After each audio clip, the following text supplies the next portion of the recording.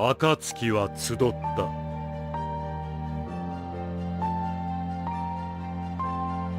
コナン、イタチ、ヒサメ、サソリ、デイダラ、カクズ、ヒダン、オロチマ、そしてゼツ。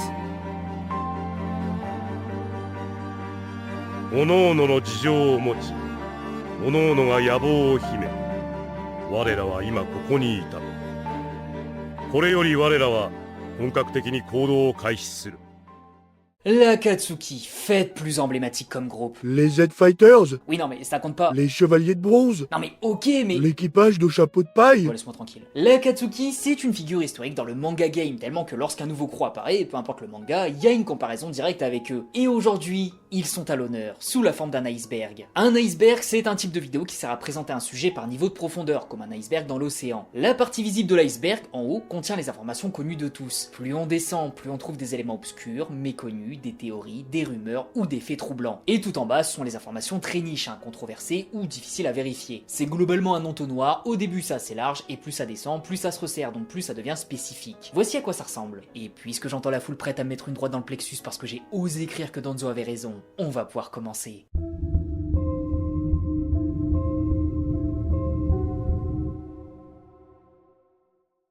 L'Akatsuki, c'est un groupe composé quasiment que de ninjas renégats qui agissent dans un intérêt commun, et pas si commun que ça en même temps. De base, on sait juste que ce groupe capture les bijoux à tour de bras, sauf que la raison n'est pas très explicite. Mais avec l'arrivée de Nagato dans la narration, on comprend que le but est d'utiliser le pouvoir des 9 bijoux afin de créer une arme dont la puissance serait sans précédent. Elle serait capable de détruire un pays d'une simple utilisation, ce qui en ferait une arme de dissuasion massive. Si un village décide de faire le fou, Nagato il pourrait raser le pays entier, tuant aussi bien les responsables que les innocents. Par peur de se faire nucléariser ses grands morts, chaque personne se tiendra à carreau et éviterait au maximum toute source de conflit. L'objectif de l'Akatsuki est donc d'instaurer la paix par la peur via la création d'une arme de dissuasion massive grâce aux bijoux. Sauf qu'évidemment, plot twist, Obito, la véritable tête pensante du groupe, a d'autres projets pour ses bijoux. Plutôt que de créer une arme, il souhaite les utiliser pour lancer le Tsukuyomi Infini, un genjutsu à échelle mondiale qui prendrait femmes, enfants, animaux, tamagotchi et globalement tout ce qui est vivant. Ils seraient tous plongés dans un genjutsu permanent et pourraient vivre leur plus grand rêve à tous. Il s'agirait donc d'un monde factice, certes, mais où le malheur et la haine n'existeraient pas. Évidemment, si l'un des plans est lancé, l'autre ne pourrait pas voir le jour, mais on y reviendra un petit peu plus tard.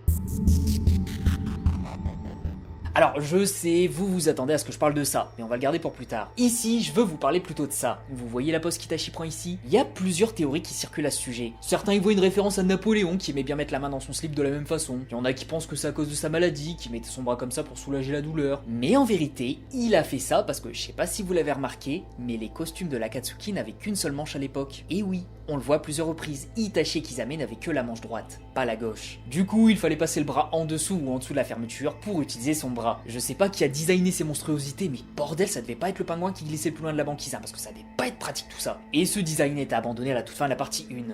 Heureusement. Kumo est le seul village ninja parmi les 5 grandes superpuissances à ne pas avoir eu de membres de l'Akatsuki venant de chez lui. Konoha avait Orochimaru, Itachi et Sasuke, Suna avait Sasori, Iwa avait Deidara et Kiri avait Kisame. Kumo, personne. Et dites-vous que c'est dommage que les frères Or et Argent n'aient pas vécu à la même époque que l'Akatsuki, parce qu'ils auraient pu faire des alliés de choix, et ils étaient déjà un duo bien établi. Bon, après il aurait fallu faire confiance au groupe en sachant qu'ils avaient du chakra de Kyuubi, mais t'inquiète, personne ne trahit dans l'Akatsuki. Personne. Je sais pas si vous êtes au courant, mais il y a une raison pour laquelle Hanzo de la Salamandre est passé de ninja allié avec la première Akatsuki au responsable de son passage en mode Dark Akatsuki des ténèbres. Bah, parce qu'en fait, c'est pas vraiment lui le responsable.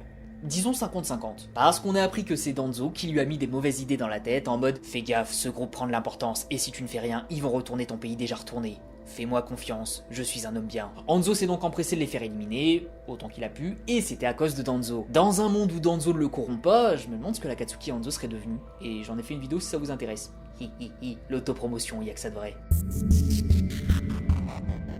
On sort un petit peu du cadre du manga, mais dans le film Road to Ninja, qui est vraiment cool, on peut apercevoir l'Akatsuki. Et globalement, l'Akatsuki c'est la même, les mêmes personnages, même statut, à savoir organisation criminelle, et possiblement même ambition de base. Mais il y a quand même quelques petites différences. Obito n'est plus à leur tête, et il semblerait que ce soit Itachi le boss ici. Même si je comprends pas trop pourquoi, mais bon, puisque c'est un film hors série, on va pas chercher plus loin. Mais effectivement, dans un monde alternatif, l'Akatsuki reste plus ou moins la même. Et j'avoue qu'il y a un certain style de dire que Konoha ait missionné l'Akatsuki pour les aider, et qu'Itachi fasse fuir Obito. Tellement de flow. Mais voilà pour le niveau très émergé de l'iceberg. On va s'enfoncer un petit peu dans les profondeurs de l'analyse de cette organisation.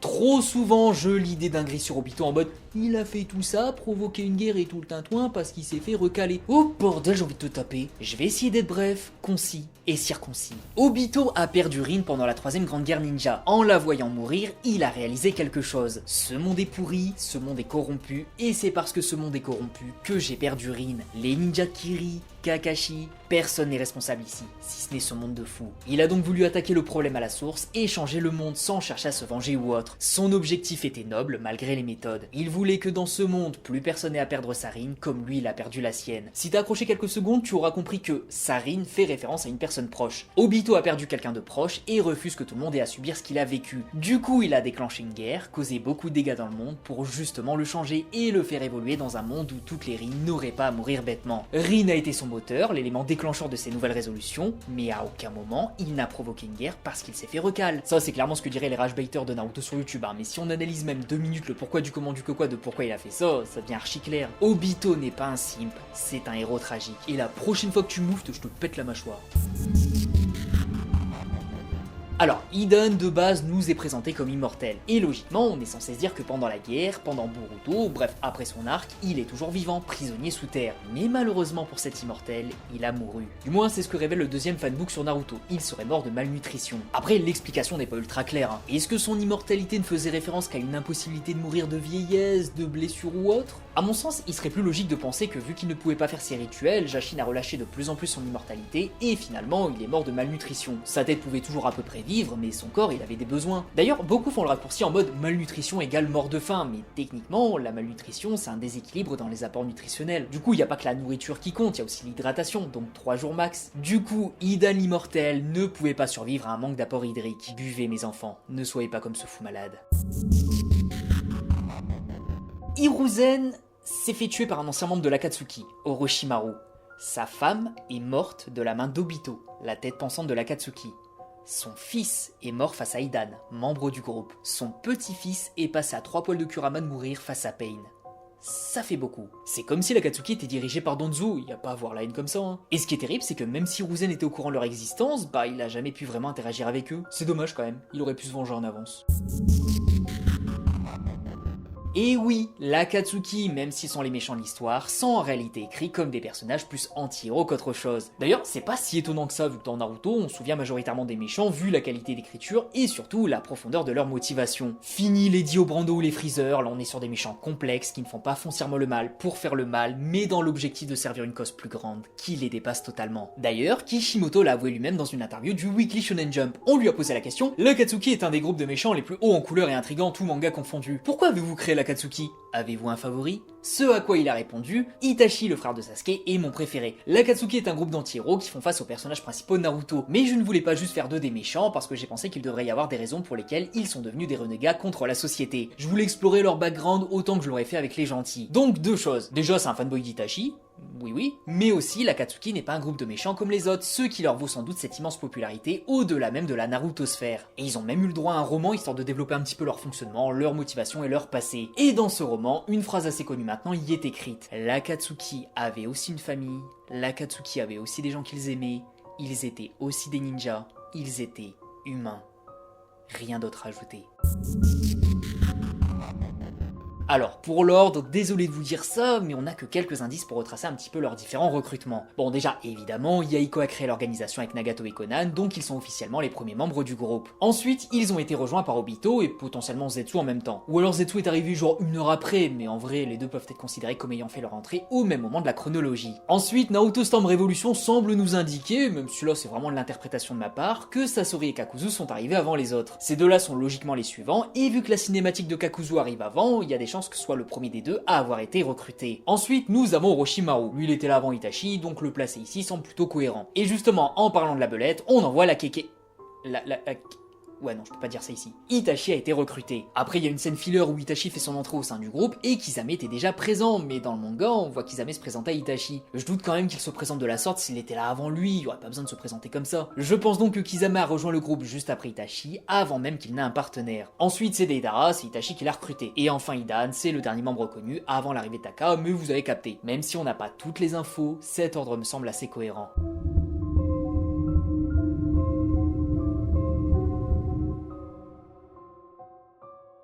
Alors, l'avantage, c'est qu'il y en a certains qu'on connaît, certains qu'on peut deviner, et d'autres, va falloir spéculer. On sait qu'Ishibi s'est fait capturer par Deidara dans l'arc du Kazekage. Nibi s'est fait capturer par Hidane Kakuzu dans l'arc suivant. À peu près au même moment, on voit Deidara et Tobi capturer Sanbi, mais lui, il avait pas de Jinchuriki. Et oui, Tobi a été extrêmement utile. C'est un good boy. On a également Kisame et Itachi qui ont capturé Yombi, même si Kisame a tout fait tout seul. Et évidemment, Hashibi devait se faire capturer par Taka et Kyubi par Pain. On a donc 6 captures de connus. L'anime nous donne aussi quelques informations sur quelques captures, même si oui, l'anime il est pas canon, j'en suis conscient. Dans l'arc avec Utakata, à la fin, ce dernier se fait mêler par Pain, et le combat était grave stylé d'ailleurs. Pain a donc capturé Rokubi. Et pour Nanabi, c'est Hidane Kakuzu, on voit ça dans l'arc de l'examen Chunin numéro 2. Du coup, ça fait 8 bijoux connus, mais il en manque un. Et lui, il y a 0 info, c'est Gobi, le bijou d'Anne. Alors, il n'y a pas vraiment d'indice comme je viens de le dire, mais par déduction, on peut avoir une liste assez faible de potentiels candidats. Selon moi, ça joue entre Sasori, Conan ou Orochimaru. Mais comme Orochimaru n'est pas l'homme le plus digne de confiance au sein de ce groupe, je doute que Pain l'ait envoyé seul. Donc soit Sasori et lui ont fait du 2v1, ce qui est grave possible, soit c'est Conan. A voir si Pain aura envoyé Conan toute seule pour le faire. Donc je mettrai une petite pièce sur Orochimaru et Sasori. Alors, pour rester dans le même thème, voyons voir l'ordre des captures. Au début de la partie 1, Deidara explique que l'Akatsuki a déjà capturé 2 bijoux. Dans le manga, on sait qu'au début de cette partie 2, le bijou à une queue a été capturé, puis 2 queues, 3 queues et 4 queues. Ça, c'est donc un ordre sûr. Donc 2 bijoux inconnus et les 4 premiers bijoux à la suite. Après, les 2 derniers sont censés être Hashibi et Kyubi, donc respectivement les bijoux à 8 et 9 queues. Il ne reste donc que les bijoux à 5, 6 et 7 queues. L'anime, encore une fois pas canon, mais pourquoi pas, semble établir que le bijou à 6 queues s'est fait capturer avant Hashibi et Kyubi, genre juste avant. Et ça me semble logique si on part du principe qu'Hidane et Kakuzu ont capturé le bijou à 7 queues pendant le passage à la partie 2 et que Sasori et Orochimaru sont occupés du 5 queues il y a un moment. En plus, ça contredit même pas le manga qui a déjà établi qu'il fallait sceller les bijoux dans un ordre précis. C'était potentiellement une information qu'ils n'avaient pas, ils ont capturé les bijoux à 5 et 7 queues en premier et ils ont vu que la statue allait exploser, donc ils ont décidé de faire dans un ordre croissant à partir de là. Du coup, les bijoux capturés dans l'ordre sont Kokuo, Chome, Shukaku, Matatabi, Isobu, Sangoku, Saiken, Gyuki et Kurama, soit 5, 7, 1, 2, 3, 4, 6, 8 et 9. Pas trop compliqué, c'est bon? Je l'aime bien celle-là. Vous ne l'avez peut-être pas remarqué, mais dans Naruto, on aime bien faire des parallèles miroirs avec des éléments qui disent tout et son contraire. Par exemple, les Uchiwa qui semblent être des boules de haine, mais qui sont finalement ceux qui ressentent le plus le concept d'amour. Et bien avec l'Akatsuki, les Big Bad Guys, c'est un petit peu pareil. Beaucoup de membres sont morts par amour, ou du moins en ayant connu de près ou de loin de l'amour pour quelque chose. Deidara pour l'amour de l'art, Sasori pour l'amour familial, donc de ses parents et de sa grand-mère qu'il n'a pas pu tuer. Hidan par amour de sa religion. Kakuzu par amour de l'argent, Itachi par amour envers Sasuke, Kisame pour l'amour de la reconnaissance, Conan pour l'amour de ses proches, Nagato pour l'amour de la paix, Yaiko par amour envers Conan, et Tobi pour l'amour de Rin. Donc au final, en dehors d'Orochimaru, et potentiellement Kakuzu si on force un peu, ils sont tous morts en ayant été victimes d'un amour très fort. C'est si triste, mais si beau. Les bagues de l'Akatsuki font partie des éléments qui semblaient importants, mais qui ont dû être abandonnés sur le trajet parce qu'on n'avait pas trop le temps de tout développer. Dites-vous juste qu'au tout début, genre partie 1, Orochimaru a conservé sa main avec la bague dessus. Pourquoi faire ça quand on est Orochimaru, l'homme qui repousse plus vite qu'un monosourcil de portugais? Pourquoi Deidara a risqué sa peau pour aller chercher sa bague après l'arc Kazekage? Parce que selon moi, et selon une grande partie des fans, les bagues avaient un rôle important. Quand un bijou se fait extraire de son hôte, chaque membre se tient sur un doigt précis du Gedomazo, donc peut-être que ça a un lien. Pour extraire le bijou et le transférer dans la statue, faut peut-être une sorte d'artefact, pourquoi pas. Ou alors ça permettrait de faire les projections astrales de Pain, histoire que tout le monde puisse sceller la bête à distance. Ça aussi c'est possible. En bref, il y avait pas mal de mystères concernant ces bagues, et on a abandonné assez vite. Pas grand chose de perdu je pense, mais effectivement il y avait forcément un intérêt.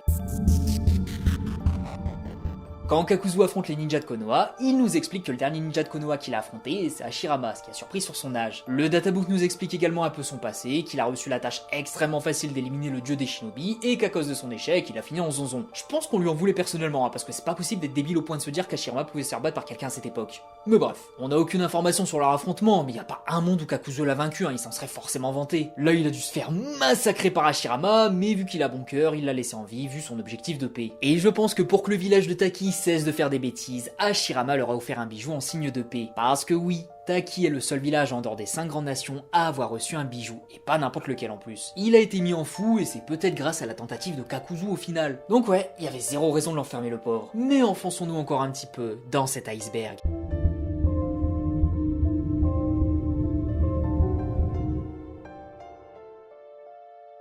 Je vous jure que je n'invente rien. Dans le roman de l'Akatsuki, Éclosion des fleurs du mal, Zetsu était moyennement chaud de laisser Conan en vie au vu de sa méfiance évidente envers le nouveau groupe. Zetsu est allé tout balancer à Obito en mode « Elle commence à être suspicieuse et y a moins qu'elle en parle à Nagato. Va falloir agir, faut l'exécuter pour l'exemple. » Bon, évidemment, connaissant Conan, c'était évident, elle a connu les motivations de la première Akatsuki et elle a vu que là, les ambitions ne sont plus aussi pures qu'à l'époque. Mais elle est restée pour Nagato, pour le protéger. Et c'est aussi une des raisons qui font qu'Obito a refusé la proposition de Zetsu. En la laissant en vie, il s'est dit que ce serait plus simple de manipuler Nagato. Parce qu'imaginez une seconde si Obito avait éliminé Conan dans le dos de Nagato, alors là il serait passé en mode berserker et je suis pas sûr que quelqu'un dans l'Akatsuki aurait pu l'arrêter. Donc il valait mieux la laisser en vie. Mais n'empêche, Zetsu a voulu faire éliminer Conan. Le petit coquin.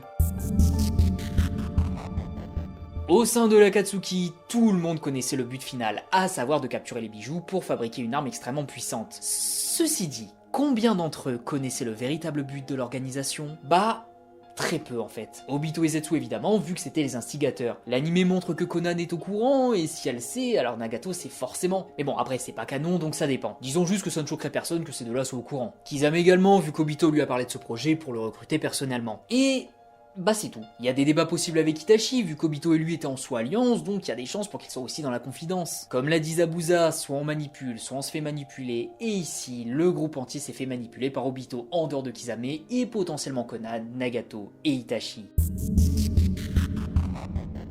Plusieurs membres de l'Akatsuki sont liés au thème de l'immortalité. Évidemment, immortalité relative, vu que Kakuzu avouera lui-même que l'immortalité, bah c'est un concept qui n'existe pas vraiment dans Naruto. Mais bref, en parlant du loup, Kakuzu a dans son dos différents cœurs qui viennent remplacer le sien dès qu'il s'éteint, ce qui fait que tant qu'il a des cœurs, il ne peut pas mourir. Il a vécu à l'époque d'Hashirama, il était assez vieux pour l'affronter, mais il est toujours en vie, donc il peut pas réellement mourir de vieillesse, sauf s'il est particulièrement feignant comme un dieu de la mort. Sasori a remplacé tout son corps par une marionnette, donc il ne vieillit plus, ne subit plus les effets du temps, et tant que son cœur reste intact, il ne peut pas mourir. Orochimaru change son corps régulièrement, donc c'est pareil, il réinitialise son compteur à chaque fois. Et son but c'est évidemment de ne pas mourir, donc moi je vous le dis, on n'est pas prêt de s'en débarrasser. Pour mon plus grand plaisir d'ailleurs, vu que je l'adore. Et on a évidemment Hidan, l'homme immortel du moment qu'il réalise ses rituels pour son dieu. Lui c'est celui qui semble le plus immortel du groupe parce qu'il ne risque pas grand chose en dehors de ses décapitations. Et encore que c'est même pas ça qui le tue. Donc ouais, l'Akatsuki avait quand même 4 ninjas qui refusaient de crever quoi qu'il arrive. Et ils sont tous morts.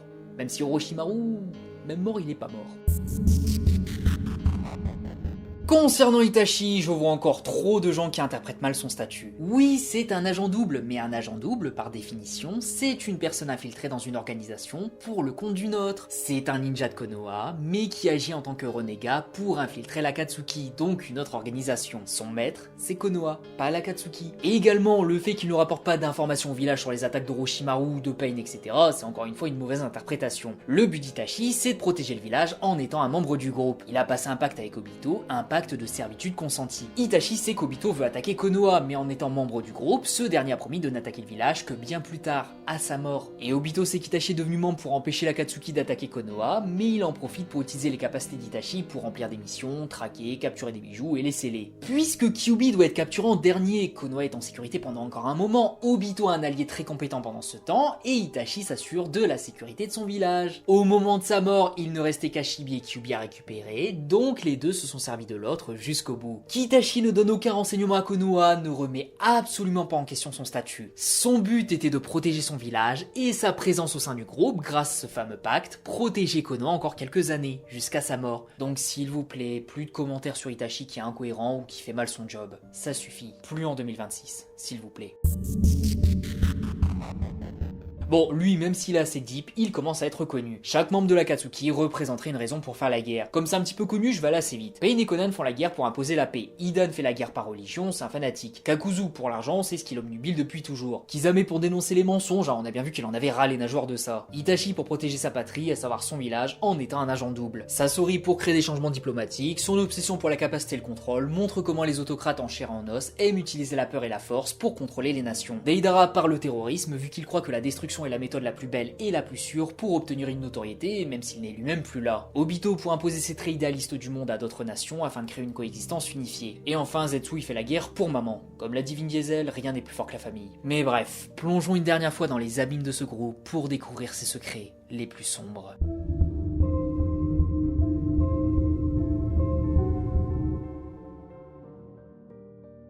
La toute première fois qu'on voit les membres de l'Akatsuki, il y a un détail qui devrait vous choquer. Kisame ressemble à un requin. Orochimaru, qui a été membre de ce groupe, ressemble à un serpent. Zetsu, qu'on ne connaissait pas encore, ressemble à une plante piranha. Étrange, hein. Mais surtout, on a l'image finale qui présente le groupe dans la partie 1, et vraiment, ils étaient différents. Il y a une sorte de chauve-souris, un giga grand gaillard, et des silhouettes méconnaissables, clairement différents des designs des membres par la suite. Du coup, on en vient se poser une question. C'est qui ? Et la réponse me semble assez claire. L'Akatsuki a été pensé à la base pour être un groupe de bêtes dont le design n'a rien à voir avec des êtres humains. C'était globalement des monstres et dans leur apparence, ça collait parfaitement à Kisame, Orochimaru et Zetsu, 3 membres qu'on connaissait déjà. Seul Itachi avait une apparence humaine et ça aussi, ça se justifie, mais avec le point suivant. Itachi aurait, selon pas mal de gens, subi un retcon en passant à la partie 2. Un retcon, pour ceux qui ne savent pas, c'est un changement de direction sur un concept. Ici, Itachi, qui est un gentil depuis le début, ne serait qu'une création ultérieure, et le Itachi de la partie 1 était écrit comme un méchant de base. Ce concept a été modifié en passant à la partie 2, ce qui a créé ce retcon. Mais selon moi, il n'y a aucun retcon ici. Et ça tombe bien, parce que l'auteur est d'accord avec moi. Dans une interview avec Kobayashi, il a dit, et je cite, « Même avec l'histoire de Sasuke au moment de l'arc du Pays des Vagues, tout ce qui avait été réfléchi, c'était que Sasuke avait un frère aîné qui avait fait quelque chose de mal, et c'était tout. Kishimoto admet que la planification était très floue à ce stade. Cependant, au moment où Itachi est réellement introduit, Kishimoto avait déjà décidé de faire de lui un bon gars en secret, mais la raison pour laquelle il a fait quelque chose de mal était liée aux circonstances. Texto, Kishimoto dit « Durant l'arc du Pays des Vagues, j'ai décidé qu'Itachi n'était pas un vrai méchant, mais que ses actes ont été commis à cause des circonstances. » Traduction encore une fois, Itachi n'était pas un méchant au moment de sa première apparition face à Kakashi, Azuma et Kurenai. Donc non, ce n'était pas un retcon. Et pour revenir sur le point d'avant, tous les membres de l'Akatsuki ont une apparence de monstre parce que ce sont des méchants, et Itachi a une apparence humaine parce que c'est un gentil. Foreshadowing. Et oui, ça vous embouche un coin, hein.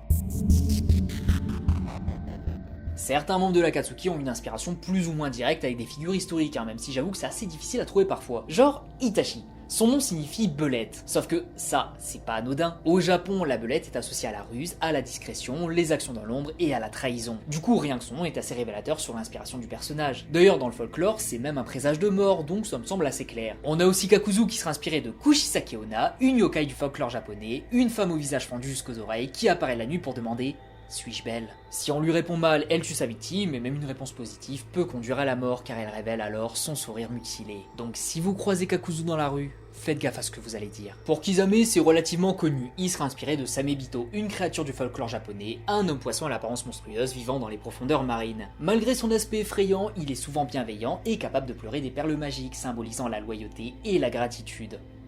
Loyauté. Et enfin, Deidara aurait été également inspiré par quelqu'un, mais par une personne réelle, Taro Okamoto. C'est un artiste japonais du XXe siècle, peintre et sculpteur. Il est surtout connu pour la tour du soleil de l'Expo universelle d'Osaka en 1970 et pour sa philosophie célébrant l'énergie vitale et le chaos créatif. C'est d'ailleurs de lui que vient la phrase « L'art est une explosion ». Et l'œil dans la mimine, c'est littéralement Deidara.